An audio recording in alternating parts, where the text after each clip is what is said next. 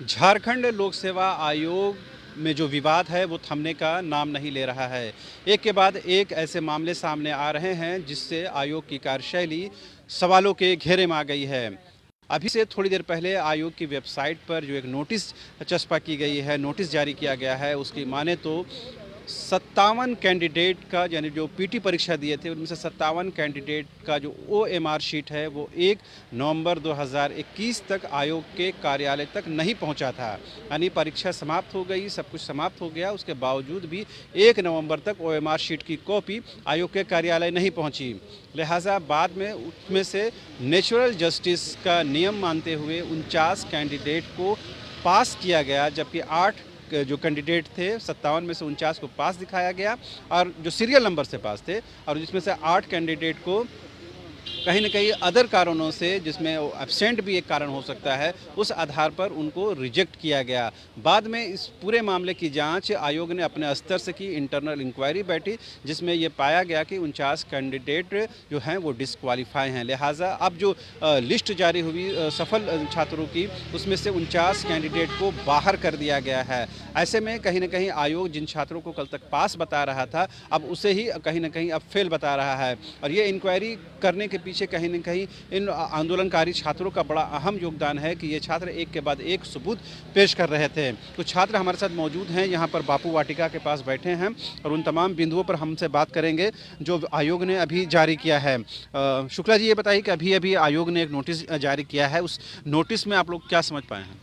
Notice में हम यही समझ पाए हैं कि जेपीएससी को लेकर और ये जो हमारी जो सरकार है, ये सबकी मिली भगत है और ये लोग अपना भाई भतीजावाद को घुमाना चाहते हैं। किसी भी छात्र का हक की बात ही नहीं करते हैं। आज हम लोग 40 दिन से यहाँ पर बैठे हुए हैं, उनकी तरफ से क्या प्रतिक्रिया आई? यही प्रतिक्रिया आई कि ये जो पब्लिक डोमेन में जो उन लोग को डालना था वो भी नहीं डाले और उन लोग को हटाया जा रहा है जो पास कर गए, और जो पहले से जो फेल कर गए उसको भी एक लड़का को पास किया गया है। तो ये हमारे हिसाब से देखा जाए आयोग और सरकार पूरी एकदम मिली जुली हुई है। तो ये लग रहा है कि आप लोग जो लगातार जो आयोग पर दबाव बना रहे थे कि ये लोग जो हैं वो कट ऑफ पर टच नहीं करते, बावजूद उनको कहीं न कहीं गलत तरीके से पास कर दिया गया। अब आयोग भी इस बात को स्वीकार कर रहा है कि 57 कैंडिडेट का ओएमआर शीट की कॉपी 1 नवंबर 2021 तक उसके आयोग के कार्यालय नहीं पहुंची, बावजूद उसके उनमें से 49 को पास कर दिया गया। तो ये अजीब सी बात है कि आपके ओएमआर शीट की कॉपी जाँच नहीं हुई, उनको पास दिखाया गया। देखिए, जेपीएससी एक संवैधानिक संस्था है, लेकिन वो एक सरकारी स्कूल जैसा संस्था हो चुका है। बस किसी तरह से रिजल्ट जिसको मन उसको बाहर करो, जिसको मन उसको ले लो। मतलब ये दुकान समझा है, ये दुकान आयोग दुकान समझ चुका है कि हमको जो अपने हिसाब से करना हम वही कार्य करेंगे। अभी देखिए, अभी कुछ लोग को बाहर किया, फिर कुछ लोग को अंदर किया। अगर ये देखिए, अगर ये जेपीएससी अगर स्वच्छ संस्था रहती तो पहले जो आज 49 लोगों को जो आज बाहर की, तो उसको क्यों लिया? और आपके पास कैसा, आपके पास मतलब एग्जाम का व्यवस्था है जो पहले आप 49 लोगों को लिए हैं, पास किए, फिर फेल किए, और उनका जो ओमार सीट है उसके पास जब आपके पास नहीं है तो इससे बड़ा दुर्भाग्य क्या है? हम लोग महामहिम के पास गए, इतना दबाव बनाए, लेकिन मुख्यमंत्री को तो पूरा जेपीएससी के साथ जेएसएससी को भी पूरे तरह से इन्होंने एकदम भ्रष्ट संस्था बना के रखना चाहते हैं। ये लग रहा है गंभीर विषय है कहीं ना कहीं, जिस तरह से बिना ओएमआर शीट की कॉपी के जांच किए हुए किसी को पास बता देना, फेल बता देना, फिर उस इंक्वायरी सेटअप करना और उसमें बताना कि ये लोग डिस्क्वालीफाई हो गए हैं, तो इसमें तो पूरे विश्वसनीयता पर ही सवाल है। बिल्कुल, ये जो हम लोग मांग कर रहे थे कि इनका ओमार शीट पहले अपलोड होना चाहिए, और आयोग बोल रहे हैं कि अनप्रेसिडेंटेड कोई कारण है, अपरिहार्य कारण है। तो वो क्या कारण था? दूसरा बात है कि इतने लोगों को पास कर दिया गया है, तो कहीं ना कहीं कुछ अनियमितता तो हुई है ना, क्योंकि तभी तो लोग, मतलब अभी इनको आप हटा रहे हैं तो दो लोग भी, कुछ लोग पास भी कर सकते थे। अब ये बोल रहे हैं कि कट ऑफ उतना ही रहेगा, तो हम लोग तो इनका मार्क्स देखे नहीं है ना कि कितना मार्क्स है 49 लोगों का। तो ये मार्क्स भी बताना पड़ेगा लोगों को, तभी जाके छात्रों में इसका जो ट्रांसपेरेंसी है वो क्लियर पाएगा। चौधरी जी, क्या लग रहा है कि अब ये लोग कह रहे हैं कि हम कट ऑफ भी कुछ उसमें फ़र्क नहीं पड़ेगा, जबकि जब 49 कैंडिडेट को अब बाहर कर रहे हैं, 8 को अब बता रहे हैं कि एब्सेंट है, दूसरे कारणों से वो लोग क्वालिफाई नहीं कर रहे हैं, तो जाहिर सी बात है अगर 0.1% भी उसमें कुछ डिफरेंस आता है कट ऑफ में, तो बहुत सारे छात्र अंदर बाहर हो सकते हैं, मगर आयोग इस बात को मान नहीं रहा। जैसा हमने शुरू से ही आरोप लगाया था कि ओमार सीट इनके पास नहीं है, देखिए वो बात सच्चाई अभी सामने आ गई है। अभी पता नहीं और कितनों को मार्कशीट इनके पास नहीं है, क्योंकि मैंने बताया कि 242 लोग और सिलवार ढंग से पास किए हुए हैं, तो उनका भी मार्कशीट इनके पास नहीं होगा। और अब तो लग रहा है कि आयोग के कुछ लोग ही मिले हुए हैं, इस भ्रष्टाचार में बिल्कुल शामिल हैं। इसमें पहला नाम एग्जाम कंट्रोलर का आना चाहिए। उनके द्वारा ही ये जांच करवाया गया था, स्कूल अलॉट हुआ था, और जितना भी काम किया गया था उनके द्वारा ही किया गया था। अब साफ साफ हम लोग को बोलने में अब हर्ज नहीं है कि एग्जाम कंट्रोलर को निलंबित करवाना होगा, क्योंकि अभी अब रिजल्ट से उन बच्चों को हटाए हैं जो कि जिनको आप बुलाए थे वो मार्कशीट लेके। ये बात तो पहले ही आपको घोषणा करना चाहिए था कि वो मार्कशीट हमारा नहीं है। अब उनका क्या गलती है, वो पास किए हुए थे। तो अगर अब वो चैलेंज करेंगे कि मेरा वो मार्कशीट कहाँ है, मेरा मौलिक अधिकार का हनन हुआ है, तब क्या आयोग जवाब देगी?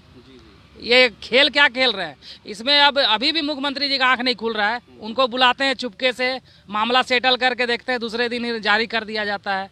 तो ये तो अजीब बात होगी ना। अगर आप बच्चे की कॉपी नहीं जांच किए तो कैसे आप बता सकते हैं कि बच्चा फेल है कि पास है? अगर आप बोलते हैं कि नहीं, अब वो नेचुरल जस्टिस के नियम के तहत हम सामान्य तौर पर उनको मान लेते हैं कि वो पास कर गए हैं, ये तो बड़ी विडंबना है। अरे तो ये पास कर गए, कैसे पास कर गए? बार बार बोलते हैं आपकी कंप्यूटर के द्वारा चेक करते हैं, तो कार्बन को भी तो आप डाले ही नहीं थे। मतलब डर था आपको कि किन्हीं का नंबर इतना ज़्यादा होगा कि अगर हम उनको फेल करते हैं तो बाद में वो कंप्लेन करेंगे, इसलिए उसको पास कर दिया गया। और अभी उनको जांच किया गया, कार्बन कॉपी मंगाया गया, वो भी कार्बन कॉपी किसी ने उनके पास नहीं दिया है, फिर भी इनको पता चल गया कितना नंबर है उनका। क्यों फेल कर रहे हैं आप? अभी अगर चैलेंज हो जाएगा तो आपकी विश्वसनीयता पर क्या क्या असर पड़ेगा? सोचिए जरा, शर्म कीजिए। अरे मुख्यमंत्री साहब अभी भी संज्ञान नहीं लेंगे तो यहाँ एक एक छात्र अगर आत्मदाह करने पर आएगा तो उसका जिम्मेवारी मुख्यमंत्री साहब और आयोग को होगा। इतना पागल की तरह काम कर रहा है सब। छात्र क्या करेगा? यहाँ पे पढ़ के अपना हक मांग रहा है, उनसे ज़्यादा नंबर में फेल किया हुआ बैठा हुआ है, इसलिए तो हम लोग यहाँ पे लड़ रहे थे। और एक एक आरोप सही निकल रहा है। अभी जांच कीजिए ना आप सीबीआई, एक से एक यहाँ के जितने भी अंदर में बैठे हुए ना सब अंदर जाएंगे। ये तो मतलब हुआ कि जिन अभ्यर्थियों को पत्र देकर बुलाया गया और उनसे कहीं न कहीं एक डिक्लेरेशन भी ले लिया गया है, ठीक है, तो उसको ग्राउंड बनाकर इन लोगों ने डिस्क्वालीफाई कर दिया है। तो अब तो आपके पास और आधार मजबूत हो गया। कल जब राजभवन पास आप पहुंचे थे तो आप लोग खुश थे कि हाँ भाई कंक्रीट रीज़न है, अब तो वो रीज़न और मजबूत हो गया है। मजबूत हो गया है। अब लगता है इनको हमें और कोई सबूत देने की आवश्यकता नहीं है, उस सबूतों से खेल रही है। एक कमेटी और टीम बना के ये काम किया जा रहा है। जितना भी वर्ड देखिएगा सब बड़े बड़े वकीलों का जो ड्राफ्टिंग होता है उस तरह का ये सेट करके, इसको 1 महीना लगता है वो ड्राफ्टिंग करने में, उसके बाद ये अभी हाजिर करते हैं ताकि बच्चे जहाँ जाएंगे कोर्ट तो हम फंसे नहीं। ठीक है, तो ये खेल सारा समझ आ रहा है, हम लोग को समझ नहीं आ रहा क्या? लेकिन भाई ये लोग खुल्लम खुल्ला करने लगा है। उसके बावजूद देखिए पूरा सोया हुआ है, ना स्टूडेंट जाग रहा है, ना हमारा प्रशासन जाग रहा है, ना हमारे सरकार जाग रहे हैं। पता क्या पॉसिबल है कि 49 कैंडिडेट को आप लिस्ट से बाहर कीजिए और कट ऑफ में कोई डिफरेंस नहीं आए? इन्होंने वो खेल पहले ही खेल लिया था। 15 गुना का जो ये टारगेट करते हैं ना, तो उससे थोड़ा ज़्यादा रिजल्ट था, 17 गुना रिजल्ट था। और अभी भी हम 17 गुना रिजल्ट को टारगेट करेंगे तो ये बोलेंगे सेम कटअप वाले को हम ले लिए हैं, लेकिन वो सेम कटअप भी नहीं होगा। ये पूरा जो मामला है अब तो लग रहा है कि पैसा लेके ये 4200 रिजल्ट जो आया था उसमें से ये बेचारे फंसे हुए थे, उनको हटा के अब उतना सेट हो गया 252। वो 252 को ही चुनना है इनको। ठीक है, अभी अब क्या करेंगे ना कि अधिक नंबर वाले को गुपचुप से ये फॉर्म भरवाएंगे, ठीक है, और उसको मेंस लिखवाएंगे। ये देखिएगा, अभी खेल हम लोग को पूरा समझ में आ गया है। और देखते हैं अब अगर यहाँ ये अभी भी नहीं संभले रोड पर, ये हमने जैसा मांग किया है कि तुरंत फैसला करके एग्ज़ाम करा लीजिए, कोर्ट में जाने से लेट होगा, इसलिए हम लोग आपसे मांग रहे थे, लेकिन आप सुधरने वाले नहीं है अब। मगर ये तो लग रहा है ना कि आयोग भी कहीं ना कहीं बैकफुट में आ गई, इसी वजह से एक के बाद एक डिक्लेरेशन वो सामने ला रही है, नोटिस ला रही है और बता रही है, कहीं ना कहीं इस बात को स्वीकार करते हुए दिखती नहीं है कि हम गलती किए। लेकिन वो कहीं ना कहीं उस नोटिस में आप देखिएगा कि इंटरनल इंक्वायरी हुई और इस बात को माना गया कि 49 डिस्क्वालीफाई के योग्य हैं। यानी आपने पहले क्वालिफाई किया फिर डिस्क्वालीफाई किया, गलती तो आपकी है। जी जी बिल्कुल, सीना तान के बैठे थे कि आयोग के द्वारा कोई गलती नहीं हुई है, हमने जैसा मांग किया था। ये मांग तो हमने नहीं किया था किसी का रिजल्ट हटा दो भाई। वो हमने सबूत वहाँ दिया, उसके बाद वो जांच करते हैं और वो खुद करते हैं, उसमें किसी को शामिल नहीं किया गया है। कमेटी में किसी को रखना चाहिए था, उनको बुलाया गया, ईमेल करके धमकी के स्वरूप में ईमेल किया गया है। बच्चे डर के आए हैं, दिखाए, एप्लीकेशन दिए मजबूर होके। मतलब अपना वो जो न्याय कोर्ट का मामला है उसको वो बिल्कुल हाथ काटना चाहता है छात्रों का, और उससे खेल रहा है वो। अच्छा, उस दिन अगर नोटिस आप देखे होंगे तो उस दिन जिस अनुप्रिया कुमारी पांडे से हम लोग की बात हो रही थी, उसका इस सूची में है क्या, बाहर करने वाली सूची में? वैसे 94, 95, 93, 90 जो अपसेंट है उसका भी रिजल्ट हट गया अभी। हट गया। हाँ जी, और वो अपसेंट बच्चा था क्योंकि वो मार्कशीट तो था नहीं, तो पास कर देना था सबको। समझ गए ना, खेला ये हुआ है। और अभी तो और राज खुलेंगे, मेन सबूत तो अभी राज्यपाल जी के पास पड़ा हुआ है ना। मतलब अभी जिनको बुलाया उनको तो उन्होंने साफ सुथरा कर दिया कि हम अब उससे पल्ला झाड़ लिए, अभी हो सकता है और लोगों को बुलाया जाए इस सिलसिले में। बिल्कुल बुलाया जाएगा क्योंकि 4200 रिजल्ट में ही दाग है, ये वो समझ नहीं रहे हैं। अभी हजारीबाग का 650 रिजल्ट है, रांची का 1265 रिजल्ट है। इतना रिजल्ट दो जगह से ही हो गया है, इसका क्या अर्थ बनता है? तो आपने सुना किस तरह जो अभ्यर्थी हैं इस बात को बिल्कुल स्वीकार करने लगे हैं कि कहीं न कहीं गड़बड़ियां हुई हैं, जिसके वजह से ये लोग आंदोलन कर रहे हैं और पिछले 40 दिनों से ज़्यादा समय से ये आंदोलन कर रहे हैं। कुछ एक और अभ्यर्थी हैं, उनसे भी बात करने की कोशिश करते हैं। आपने नोटिस देखा होगा, अभी तुरंत जेपीएससी का नोटिस आया और ये क्या लग रहा है, आंदोलन की जीत है, आंदोलन का दबाव है, इसके बाद एक नोटिस जारी कर रहा है और ये बताने की कोशिश कर रहा है आयोग कि हम करेक्शन कर रहे हैं, सुधार कर रहे हैं। देखिए, जेपीएससी आंदोलन के दबाव में ही कहीं जो भी कदम उठा रहा है, आंदोलन के दबाव में ही उठा रहा है। यदि उसको अगर निष्पक्ष जांच करना रहता तो ऐसा रिजल्ट ही प्रकाशित नहीं करता जो आज विवाद में है। ठीक है, तो आप ये देख सकते हैं कि आंदोलन की ही जीत है और आंदोलन के जीत के आगे ही जेपीएससी झुक रही है और उसको झुकना पड़ेगा ही। ठीक है, तो ये लग रहा, अभी जो आपने नोटिस देखा होगा, पढ़ा होगा कि आयोग इस बात को मानता है कि जिस 57 कैंडिडेट का ओएमआर शीट नहीं पहुंची थी, उनमें से 49 को उन्होंने पास कर दिया, अब उनको डिस्क्वालीफाई किया गया। यानी पहले गलती करेंगे फिर उसको करेक्शन करेंगे, यानी कि गलती स्वीकार कर ली गई है। जेपीएससी गलती स्वीकार कर रही है, लेकिन जब हम लोग दबाव बना रहे हैं तब स्वीकार कर रही है। इसके पहले उसको खुद स्वीकार करके इस रिजल्ट को प्रकाशित करना चाहिए था, लेकिन जब लड़कों लोग उसको साक्ष्य प्रस्तुत कर रहे हैं उसके बाद ही जेपीएससी सुधार कर रही है। तो ये जेपीएससी में बहुत बड़ी कमियां हैं और इस कमियों को जेपीएससी को दूर करना चाहिए और दूर ही नहीं करना चाहिए, इस रिजल्ट में पारदर्शिता करना। अगर पारदर्शी रिजल्ट चाहते हैं जेपीएससी की तरफ से तो जेपीएससी इस रिजल्ट को रद्द कर दे, हम लोग सभी छात्रों के यही मांग है। जी। तो आपने सुना किस तरह जो अभ्यर्थी हैं वो बिल्कुल एक राय रखते हैं और एक तरह से वो तैयार हैं कि किसी भी सूरत में, हर हाल में उनका जो डिमांड है कि पीटी परीक्षा को रद्द कर जाए, उसमें वो अडिग हैं। आपने नोटिस पढ़ा होगा, आप किस रूप में और क्या समझ पाएँ इसको देख? देखिए, जो मैं नोटिस देखा उसमें यही समझ में आया कि 57 कैंडिडेट्स जो थे वो क्रमवार जिनको ये पास करा दिए थे, है ना कहीं ये आयोग की लचर व्यवस्था और उनका जो है कहीं न कहीं व्यवस्था में कमी की वजह से इस तरह से किया गया था। और तो उन लोगों में से 49 लोगों को ये पूरी तरह से खारिज कर दिए हैं और बाकी 8 लोग का जो रिज़ल्ट वो दे दिए थे वो एब्सेंट वाले थे। ठीक है, इस तरह वो 57 रिज़ल्ट को बाहर कर दिए हैं। तो मैं ये कहना चाहूँगा आयोग को और हमारे सीएम को भी मैं संज्ञान में देना चाहूँगा कि सर, जो त्रुटियाँ हम लोग दिखा रहे हैं उसको तो आयोग सुधार रही है, लेकिन उसमें और बहुत सारी त्रुटियाँ हैं। जैसे क्रमवार जो है अभी भी पास है 242 अभ्यर्थी जो आगे पीछे के क्रम में पास हैं, उसका आप क्या करें? हाँ जी, 242 अभ्यर्थी ऐसे हैं जो आगे पीछे के क्रम में पास हैं। तो इससे साफ होता है कि भाई जो लोकल लेवल पर जो है सही तरीके से इन्विजिलेशन सही से नहीं हुआ और क्वेश्चन भी लीक हुआ है, जिसका प्रमाण हम लोग अब दे चुके हैं। महामहिम राज्यपाल को सीडी बना करके दे दिए हैं। उसके अलावा हम लोग माननीय बाबूलाल मरांडी सर को, जो पूर्व सीएम हैं, उनको भी हम लोग एक सीडी दिए हैं। पर साहब ये जानना चाहिए, अगर 49 कैंडिडेट को सफल छात्रों की सूची से बाहर निकाला गया तो क्या कट ऑफ बदलेगा कि नहीं? नहीं, इस तरह का उन्होंने लिखा है कि उससे कोई प्रभाव नहीं पड़ेगा, है ना? कैसे मान लिया जाएगा नहीं पड़ेगा? नहीं, उसमें एक लाइन लिख दिए हैं वो, ठीक है, वो उन्होंने लिखा है, since this candidates were given marks equal to the cut off, the removal does not change the cut off in any manners, है ना। उन्होंने लिखा है कि भाई किसी इन लोगों को हटाने पर भी कट ऑफ पर कोई प्रभाव नहीं पड़ेगा। ठीक है, ये लिख दिया है, मतलब कि और रिजल्ट नहीं आएगा, उनका ये कहना है। तो अब क्या माना जाए कि एक के बाद एक जो गलतियों की ओर आप लोगों ने इशारा किया, उसके बाद अभ्यर्थियों को आयोग बुलाया गया, उनसे एक डिक्लेरेशन लिया गया, अब उनसे बातचीत करने के बाद आयोग को अपनी गलती का एहसास हुआ, उसके बाद उन्होंने करेक्शन किया है।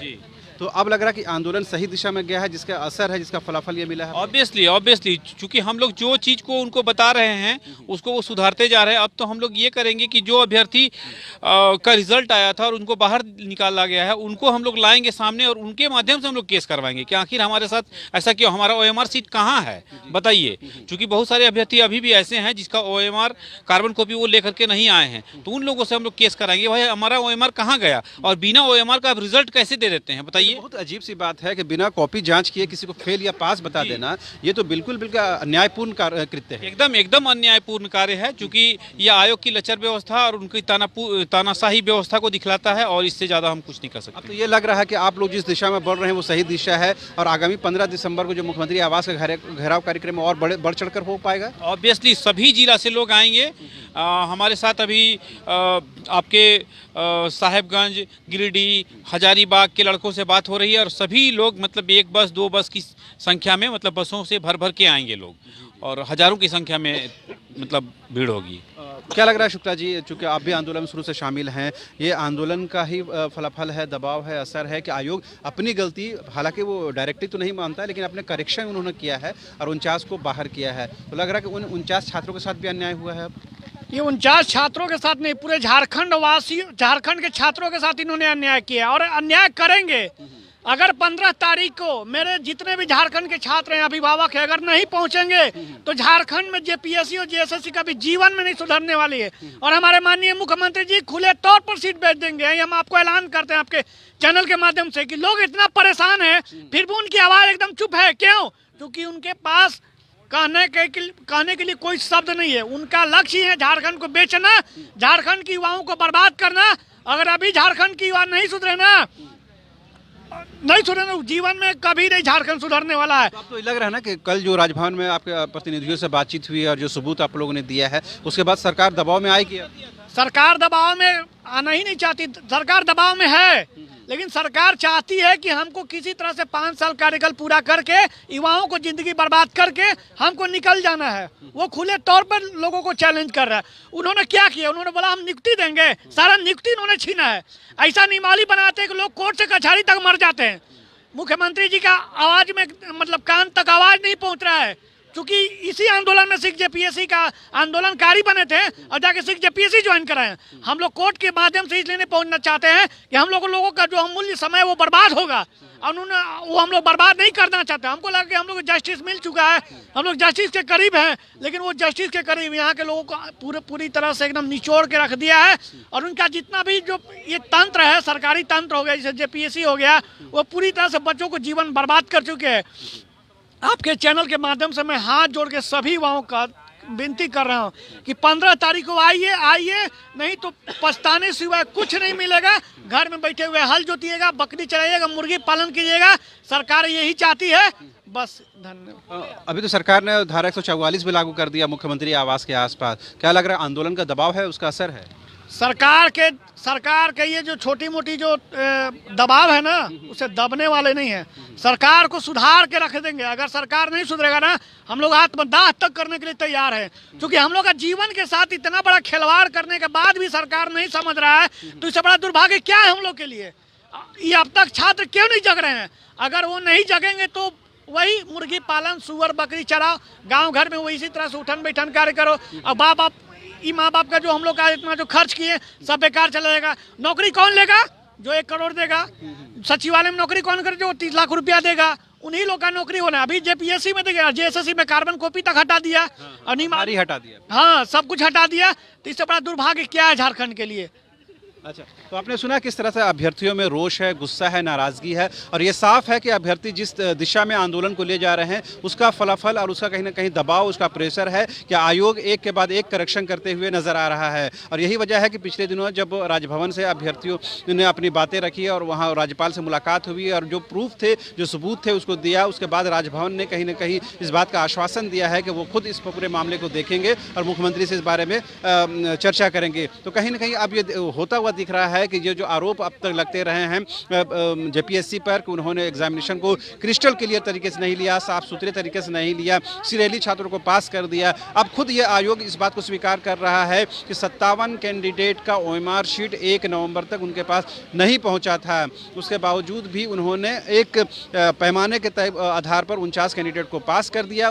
जो 8 कैंडिडेट थे उनको अदर ग्राउंड पर उनको या एब्सेंट के ग्राउंड पर उनको डिस्क्वालीफाई किया गया। जब इंटरनल इंक्वायरी किया जेपीएससी ने, उसके बाद ये बात सामने आई है कि 49 भी वो क्वालिफाई करने के योग्य नहीं है, लिहाजा उनको भी पास सूची से बाहर कर दिया गया है। हालांकि उसमें एक लाइन ये भी मेंशन किया गया है कि इस 49 कैंडिडेट को बाहर करने के बावजूद भी जो कट ऑफ है उसमें कोई प्रभाव नहीं पड़ेगा, उसमें कोई असर नहीं पड़ेगा। हालांकि जो विशेषज्ञ हैं ये बताते हैं कि 0.1% भी अगर उसमें कट ऑफ में प्रभाव पड़ता है तो बहुत सारे छात्र अंदर बाहर हो सकते हैं। तो फिलहाल की अभी की जो सबसे बड़ी खबर जेपीएससी को लेकर ये है कि आयोग ने कहीं ना कहीं 49 कैंडिडेट को सफल छात्रों की सूची से बाहर कर दिया है। 8 को जो अन्य 8 कैंडिडेट थे 57 में से, उनको कहीं ना कहीं दूसरे ग्राउंड पर डिस्क्वालीफाई किया है, जिसमें एक एब्सेंट रहना भी एक बड़ा कारण बताया जा रहा है। तो फिलहाल जो छात्र हैं वो यहाँ पर डटे हुए हैं। इन लोगों ने साफ कर दिया है कि आगामी 15 दिसंबर को मुख्यमंत्री आवास का जो घेराव कार्यक्रम है वो और बड़े पैमाने पर होगा। राज्य भर से अभ्यर्थी हैं, जो परीक्षार्थी हैं वो यहाँ पहुंचेंगे, अब मुख्यमंत्री आवास का घेराव करेंगे। तो फिलहाल मुझे और मेरे कैमरा पर्सन हृदय को दीजिए इजाजत। नमस्कार।